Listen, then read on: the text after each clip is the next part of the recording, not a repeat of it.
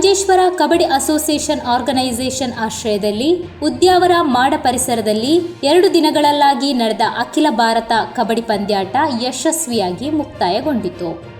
16 ತಂಡಗಳು ಭಾಗವಹಿಸಿದ ಪಂದ್ಯಾಟದಲ್ಲಿ ಕ್ರೀಡಾಭಿಮಾನಿಗಳ ಉತ್ಸಾಹ, ತಂಡಗಳ ತೀವ್ರ ಸ್ಪರ್ಧಾತ್ಮಕತೆ ಮತ್ತು ಕಬಡ್ಡಿ ಆಟದ ಸೊಗಸಾದ ವೈಶಿಷ್ಟ್ಯತೆ ಈ ಪಂದ್ಯಾಟವನ್ನು ಹೆಚ್ಚು ಮನಮೋಹಕವಾಗಿ ಮಾಡಿತು.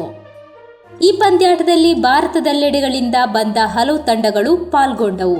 ಇದರಲ್ಲಿ ವಿಶೇಷವಾಗಿ ಕರ್ನಾಟಕ, ಕೇರಳ, ಉತ್ತರ ಭಾರತ ಹಲವು ಪ್ರಮುಖ ತಂಡಗಳು ತಮ್ಮ ಪ್ರತಿಭೆಯನ್ನು ಪ್ರದರ್ಶಿಸುವುದರ ಜೊತೆಯಾಗಿ ತಮ್ಮ ಕ್ರೀಡಾ ಕೌಶಲ್ಯವನ್ನು ತೋರಿದವು.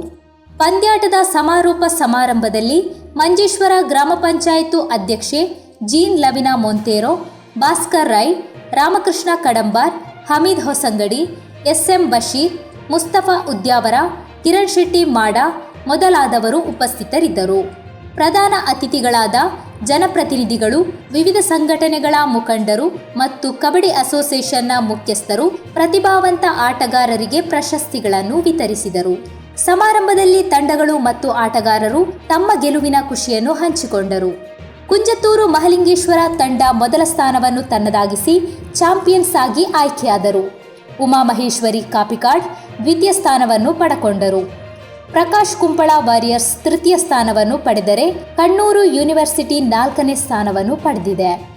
ದಯಾಕರ ಮಾಡ, ಮುನೀರ್ ಸನ್ನಡ್ಕ, ಅನ್ಸರ್ ಅಂಗಡಿಮೊಗರು, ಸುರೇಶ, ಪ್ರವೀಣ್ ರಾಜ್ ಉದುಮ, ಶಿವಾನಂದ ಶೆಟ್ಟಿ, ಶಶಾಂತ್, ಜಗದೀಶ್ ಕುಂಬ್ಳೆ ಮೊದಲಾದವರು ನೇತೃತ್ವ ನೀಡಿದರು.